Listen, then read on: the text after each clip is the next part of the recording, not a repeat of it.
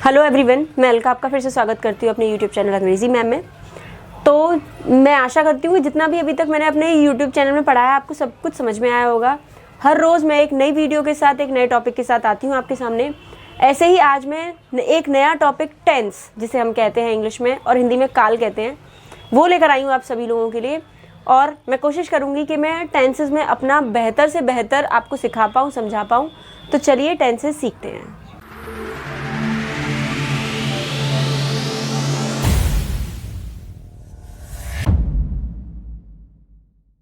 तो जैसे कि मैंने आपको बताया कि टेंस को हिंदी में काल कहते हैं। अब ये टेंस और काल ये होता क्या है, अब हम आसान शब्दों में अगर समझने की कोशिश करें तो क्रिया का वह रूप जो किसी घटना या फिर किसी स्थिति को समझाने के लिए हम इस्तेमाल करते हैं उसे हम टेंस कहते हैं। और अगर हम देखें तो टेंस के 3 पार्ट्स होते हैं, क्या कह सकते हैं, टेंस के 3 काइंड्स होते हैं। वो कौन कौन से? Present, past and future.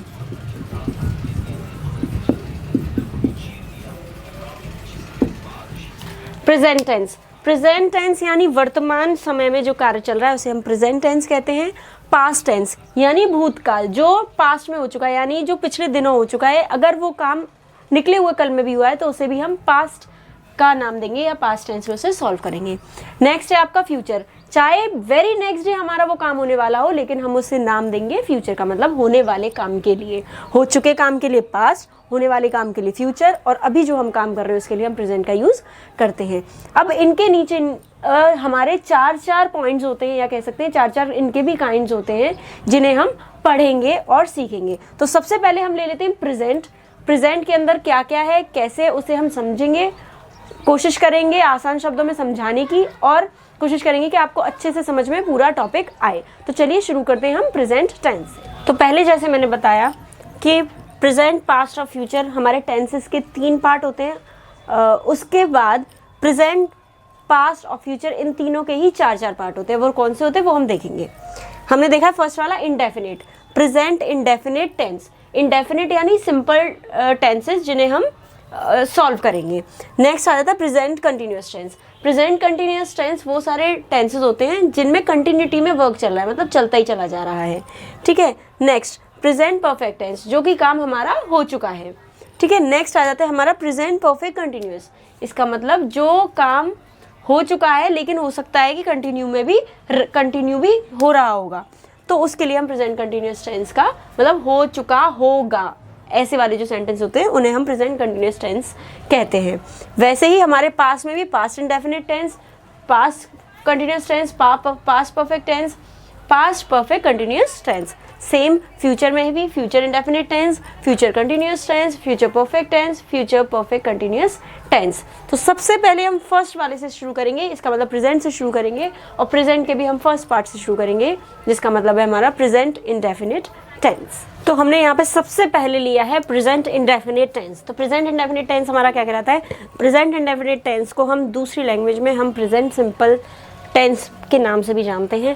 Present indefinite tense वो सारे टेंसेस होते हैं या वो सारे सेंटेंसेस होते हैं जिन वाक्यों के अंत में ता है, ती है, ते हैं आदि जैसे शब्द आते हैं, उन्हें हम प्रेजेंट इंडेफिनिट टेंस के नाम से जानते हैं। उसके अंदर भी जैसे कि हमने यूजेस में पढ़ा था कि हर यूज़ के सिंगुलर या प्लूरल के साथ कैसे कैसे वर्ब्स का यूज़ होगा, वैसे ही यहाँ पर भी हम वर्ब्स का हेर फेर देखेंगे।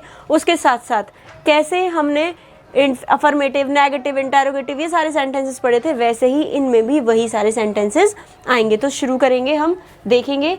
तो हमने सबसे पहले क्या देखा कि प्रेजेंट इंडेफिनिट टेंस है हमारा। प्रेजेंट इंडेफिनिट टेंस हमारा क्या कह रहा है कि जिन वाक्यों के अंत में ता है, ती है, ते हैं आदि जैसे शब्द आते हैं उन्हें हम प्रेजेंट इंडेफिनिट टेंस कहते हैं। तो सबसे पहले हमने ले लिया इसका अफर्मेटिव सेंटेंस। अफर्मेटिव सेंटेंस का रूल यानी रूल नंबर 1 हमारा क्या कहलाता है?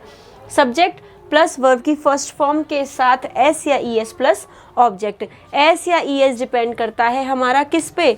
सब्जेक्ट पे। अगर सब्जेक्ट सिंगुलर होगा तो हम एस या ई एस का इस्तेमाल करेंगे, वहीं अगर हमारा सब्जेक्ट प्लूरल है तो हम वर्ब के साथ एस या ई एस का इस्तेमाल नहीं करेंगे। वहीं अगर आपको याद होगा तो हमने यूजेस में सीखा था कि हम आई और यू को हमेशा एज प्लूरल मेंशन करते हैं, एज प्लूरल मानते हैं, तो वहाँ पर हम एस या ई एस का इस्तेमाल नहीं करेंगे।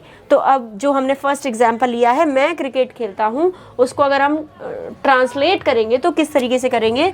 मैं यानी आई, ता है, ती है, रखते हैं ता हूँ जैसे शब्द आएंगे तो उन्हें हम क्या कर लेंगे, बोलेंगे प्रेजेंट इंडेफिनिट। प्रेजेंट इंडेफिनिट इसमें कुछ भी ना नेगेशन है ना ही इंटेरोगेशन है, तो हम क्या करेंगे, रूल देखेंगे यानी अफर्मेटिव का रूल देखेंगे। रूल नंबर 1 हमारा क्या है, सब्जेक्ट। सब्जेक्ट हमने यहाँ लिख दिया आई। आई के बाद हमारी क्या है, वर्ब की फर्स्ट फॉर्म खेलता हूँ यानी प्ले आ गई आपकी, और क्या खेल रहा हूँ यानी ऑब्जेक्ट क्या हो गया आपका, क्रिकेट। इसके बाद इसमें ही अब हम देख लेंगे एक और एग्जाम्पल हेल्प के लिए। अगर हम यहाँ पे शी, ही, ये सिंगुलर वैसा कुछ ले लें, ये तो हमने एक तरीके से देखा जाए तो प्लूरल ले लिया। अब हम देखेंगे सिंगुलर का। वह खाना खाता है, इसका मतलब वह यानी ही, क्योंकि ता है, अगर ती है होता तो लड़की होती, ता है तो लड़का है, तो हम यहाँ लगा लेंगे ही क्या खा रहा है, खाना, तो ईट्स फूड।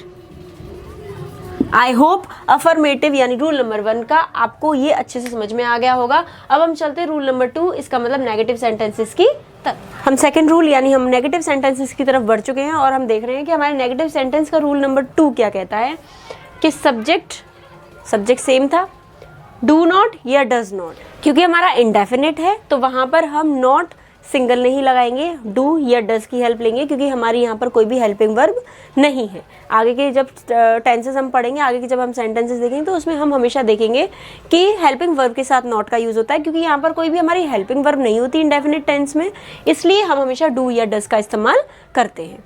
तो हमारा क्या है rule, subject plus do not या फिर डज नॉट। अगर प्लूरल सब्जेक्ट होगा तो हम डू नॉट का इस्तेमाल करेंगे, वहीं अगर सिंगुलर सब्जेक्ट होगा तो हम डज नॉट का इस्तेमाल करेंगे। वही चीज़ जैसे हमने अभी पिछले वाले रूल में देखी थी कि अगर सिंगुलर सब्जेक्ट है तो एस या एस का इस्तेमाल करेंगे और प्लूरल सब्जेक्ट है तो नहीं करेंगे। वैसे ही अगर हमारा प्लूरल सब्जेक्ट है तो हम डू का इस्तेमाल करेंगे और सिंगुलर सब्जेक्ट है तो हम डज का इस्तेमाल करेंगे। उसके बाद वर्ब की फर्स्ट फॉर्म प्लस ऑब्जेक्ट। उसके हिसाब से हमने नीचे 2 एग्जाम्पल ले लिए, अब उन दोनों एग्जाम्पल्स को हम सॉल्व करेंगे। तो हमारा फर्स्ट एग्जाम्पल क्या कह रहा है, तुम खाना नहीं खाते हो। ठीक है, तो तुम यानी यू खाना नहीं खाते हो, इसका मतलब प्लूरल है। मैंने जैसे कि बताया था आपको, आई और यू को हम हमेशा एज प्लूरल रखते हैं, तो क्या आ जाएगा यहाँ पर, यू डू नॉट, वर्ब की फर्स्ट फॉर्म क्या हो गई आपकी ईट, और ऑब्जेक्ट क्या हो गया आपका फूड। आई होप इतना क्लियर होगा। नेक्स्ट हम एग्जाम्पल की तरफ बढ़ते हैं और देखते हैं कि वो एग्जाम्पल क्या कह रहा है कि वह बाजार नहीं जाती है। वह ती है, इसका मतलब लड़की हो गई, तो शी, सिंगुलर है शी, तो हो जाएगा हमारा does not go to market. I wish, I hope कि आपको ये नेगेटिव सेंटेंसेस समझ में आए होंगे। अब हम नेक्स्ट यानी रूल नंबर 3 यानी बढ़ेंगे अपने इंटेरोगेटिव सेंटेंसेस की तरफ। रूल नंबर 3 यानी इंटेरोगेटिव सेंटेंसेस। इंटेरोगेटिव सेंटेंसेस में 2 टाइप के होते हैं, हम पढ़ते हुए चले आ रहे हैं, यूजेस में भी हमने पढ़ा है कि इंटेरोगेटिव सेंटेंस 2 से 3 टाइप के होते हैं। तो फर्स्ट वाला टाइप होता है सिंपल इंटेरोगेटिव सेंटेंस। उसमें क्या है कि जब भी हम कोई सवाल पूछेंगे तो वाक्य के पहले क्या लगाएंगे, है ना। तो जैसे हमने यहाँ पे एग्जाम्पल भी लिया है, क्या वह खाना खाती है। अब इंटेरोगेटिव सेंटेंसेस ये किसके हैं, प्रेजेंट इंडेफिनिट के। तो इन्हें हम कैसे सॉल्व करेंगे, उसका रूल भी हमने वही लिखा हुआ है, डू या does plus subject plus verb की first form plus object plus question mark. Do या डज पहले आएगा, जैसे कि मैं आपको बता चुकी हूँ कि अगर यही सेंटेंसेस में हेल्पिंग वर्ब का यूज हो रहा होता तो क्या की जगह पे हम हेल्पिंग वर्ब यूज करते, लेकिन यहाँ पर हम प्रेजेंट इंडेफिनिट टेंसेस की बात कर रहे हैं जहाँ पर कोई भी हमें हेल्पिंग वर्ब नहीं दी होती, तो वहाँ पर हम डू या डज का इस्तेमाल करते हैं। जैसे हमने नेगेटिव सेंटेंसेस में किया वैसे ही अब हम इंटेरोगेटिव सेंटेंसेस में भी करेंगे। तो डू या डज, उसके बाद सब्जेक्ट प्लस वर्ब की first form plus object plus question mark. Question mark ही आपको दर्शाता है कि ये क्या है, इंटेरोगेटिव सेंटेंस है। तो हम सॉल्व करेंगे और स्टार्ट करेंगे कि क्या वह खाना खाती है। क्या वह यानी सिंगुलर है, जैसे कि मैंने आपको बताया था कि प्लूरल वर्ड्स होंगे तो उनके साथ डू लगेगा और सिंगुलर सब्जेक्ट होगा तो उसके साथ डज लगेगा। तो खाती है सिंगुलर है या शी है तो उसके हिसाब से लगा देंगे हम डज। वह यानी शी। अब उसके बाद क्या आ गया, वर्ब की फर्स्ट फॉर्म। वर्ब की फर्स्ट फॉर्म खाती है, ईट। व्हाट खाती है मतलब क्या खाती है, फूड, यानी ये हो गया हमारा ऑब्जेक्ट। उसके बाद फाइनल हमारा क्वेश्चन मार्क। तो क्या वह खाना खाती है, does she eat food. Next है हमारा क्वेश्चन वर्ड इंटेरोगेटिव सेंटेंस के नाम से जिसे हम जानते हैं। क्वेश्चन वर्ड आप लोग ऑलरेडी मैं बता चुकी हूँ यूजेस वाली वीडियोस में। क्वेश्चन वर्ड हमारे कौन कौन से होते हैं, वाई, व्हाट, हाउ, हु, हुम, हुज, वेयर, ये सारे हमारे क्या होते हैं, इसी टाइप के जितने वर्ड्स होते हैं हमारे क्वेश्चन वर्ड कहलाते हैं। तो यहाँ पर हम कैसे यूज़ करेंगे क्वेश्चन वर्ड, उसके बाद डू या does plus subject plus verb की फर्स्ट फॉर्म प्लस ऑब्जेक्ट। तो अगर हम क्वेश्चन वर्ड यहाँ देख लें तो हमारा क्वेश्चन वर्ड क्या है, वह, कब, तो क्या आ जाएगा, व्हेन। व्हेन अब वह यानी लड़का है, लड़का कैसा है, सिंगुलर है यानी ही है, इसके साथ क्या लगेगा, सिंगुलर है तो उसके साथ डज लग जाएगा। तो when does he bath, question mark. I hope interrogative sentence का सिंपल वाला इंटेरोगेटिव और क्वेश्चन वर्ड वाला इंटेरोगेटिव आपको समझ में आ गया होगा। अब इसी का हम इंटेरोगेटिव सेंटेंस का ही पढ़ेंगे हम, इंटेरोगेटिव नेगेटिव सेंटेंसेस, जिनमें हम यहाँ देखेंगे नहीं लगाकर इन वाले सेंटेंसेस को सॉल्व करेंगे और देखेंगे कि इंटेरोगेटिव नेगेटिव सेंटेंस का रूल क्या होता है और उसके अकॉर्डिंग हम एग्जाम्पल लेंगे और सॉल्व करेंगे। हम पहुंच गए इंटेरोगेटिव नेगेटिव सेंटेंसेस पे। तो इंटेरोगेटिव नेगेटिव सेंटेंसेस हमारा क्या कहता है, डू या डज, अगर हम उसका रूल देखेंगे यानी रूल नंबर 5 हमारा हो जाएगा। तो रूल नंबर 5 के अकॉर्डिंग हम देखेंगे डू या डज आएगा सबसे पहले, उसके बाद subject plus not plus verb की फर्स्ट फॉर्म प्लस ऑब्जेक्ट। लेकिन अगर हम यही क्वेश्चन वर्ड वाले का देखें, इसका मतलब क्वेश्चन वर्ड वाले जो रूल है अगर उसको हम देखें तो क्वेश्चन वर्ड प्लस डू या फिर डज में से कुछ भी आ जाएगा सिंगुलर या प्लूरल के according, plus subject plus not plus verb की first form plus object plus question mark.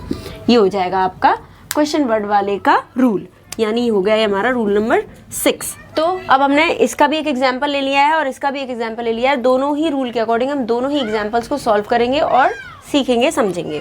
तो फर्स्ट वाला एग्जाम्पल हमारा क्या कह रहा है, क्या वे सोते नहीं हैं। तो क्या आ गया, सिंपल वाला है, इसमें क्वेश्चन वर्ड नहीं है। तो क्या और वे, हम इन दोनों चीज़ों को देखेंगे। तो क्या है तो यहाँ पर डू या डज आएगा, लेकिन वे है यानी प्लूरल है तो प्लूरल के अकॉर्डिंग हमने क्या बताया था, क्या लगता है आपका, डू। तो आ जाएगा डू, उसके बाद सब्जेक्ट दे, उसके बाद नॉट, क्योंकि नहीं है नॉट आ जाएगा, नॉट स्लीप, उसके बाद क्वेश्चन मार्क। ये सॉल्व हो गया आपका। अब चलते हैं हम क्वेश्चन वर्ड वाले रूल पर, एग्जाम्पल पर। तो वो क्या कह रहा है हमारा, क्वेश्चन वर्ड सबसे पहले। तो हम इसमें अब क्वेश्चन वर्ड ढूंढेंगे। क्वेश्चन वर्ड हमारा क्या है, क्यों। तो क्यों का हमारा इंग्लिश हो जाता है वाई, उसके बाद डू या डज। अब हम देख लेंगे सब्जेक्ट कि वो सिंगुलर है प्लूरल। सब्जेक्ट क्या है हमारा, सिंगुलर, पिताजी यानी फादर। तो पिताजी हमारा कैसा है, सिंगुलर सब्जेक्ट। तो सिंगुलर सब्जेक्ट के अकॉर्डिंग हम क्या लगाएंगे, डज। डज लगाने के बाद हम क्या लगाएंगे, सब्जेक्ट। सब्जेक्ट यानी पिताजी, पिताजी हो गया हमारा फादर, ठीक है। उसके बाद हमारा आधा सेंटेंस सॉल्व हो गया। उसके बाद हमारा क्या आ जाएगा, नॉट यानी नहीं। तो not, why does father not go to, verb हो गई हमारी गो। उसके बाद कहाँ नहीं जाते हैं पिताजी हमारे, ऑफिस की तरफ नहीं जाते हैं, question mark. Question mark is most important thing जो इंटरोगेटिव सेंटेंस में आनी चाहिए। अभी तक जितना भी हमने टॉपिक पढ़ा है ये हमने प्रेजेंट इंडेफिनिट टेंस का टॉपिक पढ़ा है। आगे हम चलेंगे, नेक्स्ट टॉपिक देखेंगे और नेक्स्ट टॉपिक है हमारा प्रेजेंट कंटिन्यूअस टेंस। अब हम पहुंच गए अपने प्रेजेंट कंटिन्यूअस टेंस की तरफ। तो प्रेजेंट कंटिन्यूअस टेंस किसे कहते हैं, प्रेजेंट कंटिन्यूअस टेंसेस वो सारे सेंटेंसेस होते हैं या कह सकते हैं वो सारा काल होता है जो कि मतलब चल रहा है, रेगुलर काम चल रहा है, रेगुलर कार्य चल रहा है, मतलब रूटीन में चलता चला जा रहा है, उसे हम प्रेजेंट कंटिन्यूअस टेंस कहते हैं। जैसे मैं खाना खा रहा हूँ, मतलब मैं अभी भी खाना खा रहा हूँ, मैं अभी भी कंटिन्यू चल रहा है मेरा खाना, अभी खाना ख़त्म नहीं हुआ है। वैसे ही वह सो रही है, वह सो रही है, मतलब अभी वो सोकर उठी नहीं है, वो कंटिन्यू अभी भी सो रही है। वह नाच रही है, वह अभी भी कंटिन्यू नाच रही है, अभी तक वो रुकी हुई नहीं है।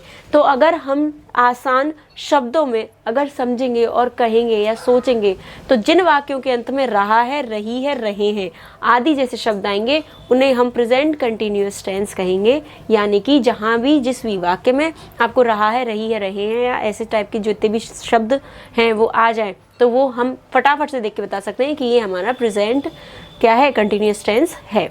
तो सबसे पहले देख लेंगे हम प्रेजेंट कंटिन्यूअस का सिंपल सेंटेंसेस का रूल। तो सिंपल सेंटेंस का हमारा रूल क्या कहलाता है, subject plus is am are, हमें पता है इज हम सिंगुलर के साथ लगाते हैं, एम हम आई के साथ लगाते हैं और आर हम प्लूरल सब्जेक्ट्स के साथ लगाते हैं। उसके साथ वर्ब की फर्स्ट फॉर्म में प्लस आईएनजी प्लस ऑब्जेक्ट। समझ में आ गया होगा रूल। अब नीचे जो एक दो एग्जाम्पल दिए हुए हमने अफर्मेटिव बेस पे दो एग्जाम्पल लिए, उन्हें हम सॉल्व करेंगे और देखेंगे कि फर्स्ट वन है हमारा एग्जाम्पल, तुम दफ्तर जा रहे हो। तुम दफ्तर जा रहे हो यानी यू, हमें बहुत अच्छे से पता है कि यू के साथ आर लगता है। जाने की होती है हमारी गो, यानी वर्ब की फर्स्ट फॉर्म में क्या हो गई हमारी आईएनजी, तो यहाँ पर हो गया गोइंग। टू ऑफिस, ऑब्जेक्ट हो गया हमारा टू ऑफिस। अब नेक्स्ट अगर हम देखें तो नेक्स्ट हमारा क्या कह रहा है सेंटेंस कि माँ खाना पका रही है। माँ खाना पका रही है यानी माँ सिंगुलर है तो मदर आ जाएगा, ठीक है। मदर के साथ हमने क्या देखा कि माँ है, सिंगुलर है, एक ही माँ है तो वो क्या कर रही है, सिंगुलर है तो क्या हो जाएगा हमारा इज, तो हेल्पिंग वो लगा लेंगे हम is according to singular subject. उसके बाद मदर इज पकाने की क्या होती है, कुक। ये हो गई हमारी फर्स्ट फॉर्म, लेकिन फर्स्ट फॉर्म के साथ हमें क्या लगानी है, ING, तो क्या हो गया ING यानी कुकिंग।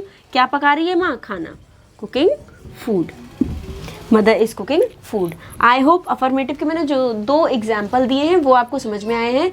अब हम नेक्स्ट एग्जाम्पल्स यानी नेक्स्ट रूल कह सकते हैं, यानी हम कह सकते हैं हम नेगेटिव सेंटेंसेस की तरफ बढ़ रहे हैं और नेगेटिव सेंटेंसेस में हम कैसे इस रूल में चेंजेस लाएंगे वो अब हम देखेंगे। नेगेटिव सेंटेंस, तो नेगेटिव सेंटेंस में हम क्या देखते हैं, हम सबसे पहले देखेंगे रूल। तो नेगेटिव सेंटेंस का हमारा रूल क्या कह रहा है, subject plus is MR plus not plus verb में ING प्लस ऑब्जेक्ट। अगर हम पिछले रूल के अकॉर्डिंग इसे कंपेयर करें तो हमारा यहाँ सिर्फ क्या इंक्लूड हुई है, नॉट, वो भी किसके बाद, हेल्पिंग वर्ब के बाद, यानी इज MR के बाद। तो इस चीज़ का हमें हमेशा याद रखना है, इस चीज़ का हमें हमेशा ध्यान रखना है कि हमेशा ही हेल्पिंग वर्ब के बाद नॉट आएगा। तो फर्स्ट एग्जाम्पल, हमने 2 एग्जाम्पल लिए यहाँ पे, अब हम फर्स्ट एग्जाम्पल देखेंगे। तो फर्स्ट एग्जाम्पल सॉल्व करेंगे। फर्स्ट एग्जाम्पल हमारा क्या कह रहा है, रोहन। रोहन कैसा है, सिंगुलर, रोहन क्या है हमारा सब्जेक्ट, तो हम यहाँ पर रोहन की इंग्लिश कर देंगे। उसके बाद है हमारा क्या, हेल्पिंग वर्ब। हेल्पिंग वर्ब हम लगाते हैं सब्जेक्ट के अकॉर्डिंग, यानी हमारा क्या है सब्जेक्ट, सिंगुलर, तो सिंगुलर सब्जेक्ट है हमारा तो उसके अकॉर्डिंग हम क्या लगा देंगे, इज। तो रोहन इज। उसके बाद हमारा हेल्पिंग वर्ब के बाद क्या लगाया हमने, नॉट, तो रोहन इज नॉट। घटाने की हो जाती है हमारी लूज, और अगर हम ING इंक्लूड कर देंगे तो हमारी हो जाएगी लूजिंग, और वजन की हो जाती है हमारी वेट, यानी Rohan is not losing weight, Rohan अपना वजन नहीं घटा रहा है। नेक्स्ट यानी सेकंड एग्जाम्पल है हमारा, बच्चे क्रिकेट नहीं खेल रहे हैं। जो बच्चे हैं, जो बालक हैं, वो क्रिकेट नहीं खेल रहे हैं, कोई और गेम खेल रहे हैं।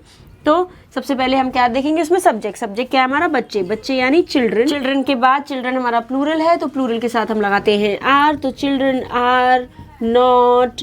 खेलने की होती है हमारी प्ले, वर्ब हो गया हमारा प्ले में लगा दी हमने ING तो हो गया हमारा प्लेइंग। उसके बाद हमारा क्या है, ऑब्जेक्ट क्रिकेट, मतलब क्या नहीं खेल रहे हैं, क्रिकेट, ठीक है। तो ये हो गया हमारा children are not playing cricket.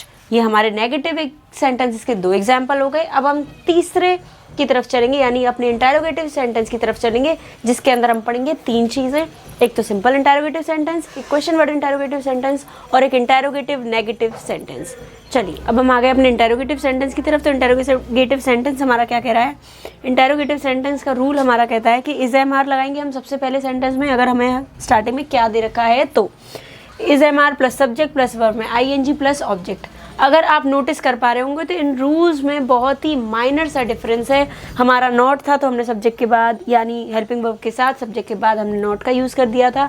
अब जब हमने वहाँ पर नॉट हटा दिया है तो हम इज MR को बाहर निकाल के ले आए, यानी सब्जेक्ट से पहले लगा रहे हैं, सब्जेक्ट से पहले पुट कर रहे हैं। इसी रूल के अकॉर्डिंग दिए गए नीचे तो जो एग्जाम्पल हमने लिए हैं उन्हें हम सॉल्व करेंगे। तो फर्स्ट एग्जाम्पल हमारा क्या कह रहा है कि क्या वह पढ़ रहा है, क्या वह पढ़ रहा है वह, यानी सब्जेक्ट सबसे पहले हम देखेंगे, हेल्पिंग वर्ब चूज करेंगे, वह पढ़ रहा है यानी सिंगुलर है तो सिंगुलर के अकॉर्डिंग हम लगा देंगे इज, वह यानी ही, क्योंकि रहा है, लड़की होती तो रही है होता, तो इज ही सब्जेक्ट हो गया हमारा। उसके बाद हमें क्या दिया है, वर्ब में ING, तो रीड हो गई हमारी वर्ब और उसके साथ हमने लगा दिया ING तो हो गई हमारी रीडिंग, इज ही रीडिंग।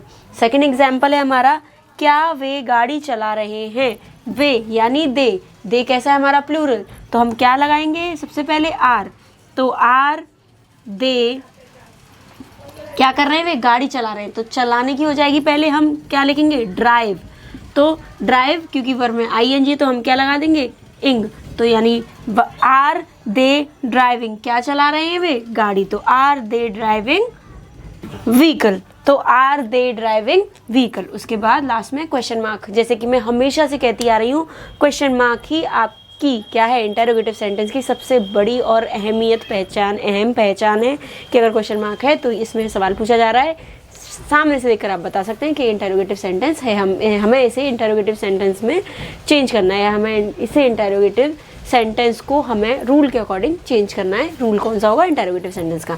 चलिए, अभी हमने पढ़ा है सिंपल इंटरोगेटिव सेंटेंस, अब पढ़ेंगे हम क्वेश्चन वर्ड इंटरोगेटिव सेंटेंस का रूल और उसके एग्जाम। तो अब हम आ गए हैं क्वेश्चन वर्ड इंटरोगेटिव सेंटेंस पे। तो क्वेश्चन वर्ड इंटरोगेटिव सेंटेंस का रूल क्या है हमारा?